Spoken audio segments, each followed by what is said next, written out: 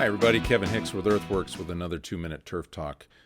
This was an excerpt I pulled out of a recent podcast interview that I did with Dave Wilber, talking about seeding, establishing greens, and the use of hydromulch.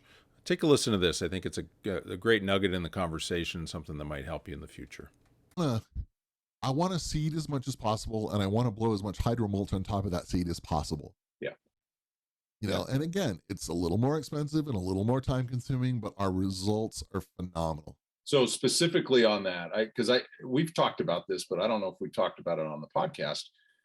You're dropping the seed, and then the hydromulch goes on top. Yeah. So like when a green surface, right? You know, we're gonna do our final floats after we've amended with one set of amendments. You know, that's kind of a stepped process, right? Mm-hmm. And then I want to put down a starter.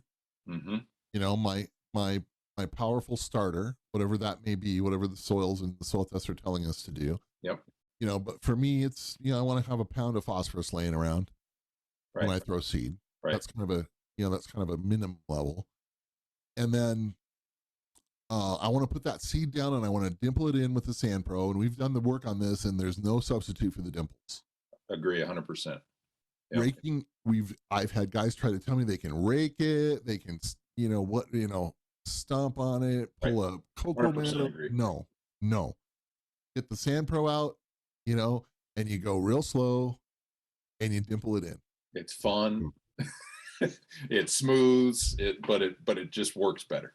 And then you get off that thing, and there's no bent grass flying around, so you gotta do this on a calm day anyway, all of it.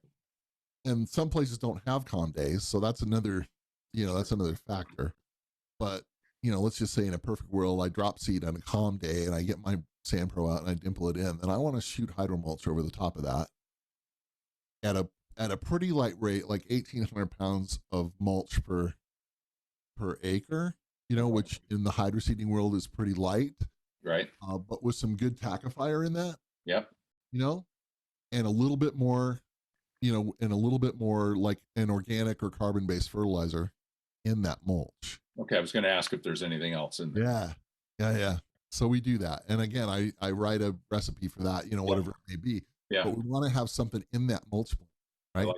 I like that.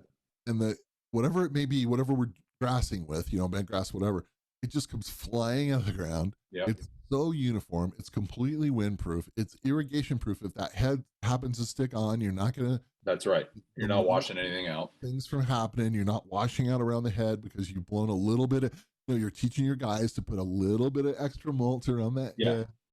Which, if anybody's grown in more than 5 square feet of grass, if you have a washout, you will look at that for the next 5 years. It's horrible.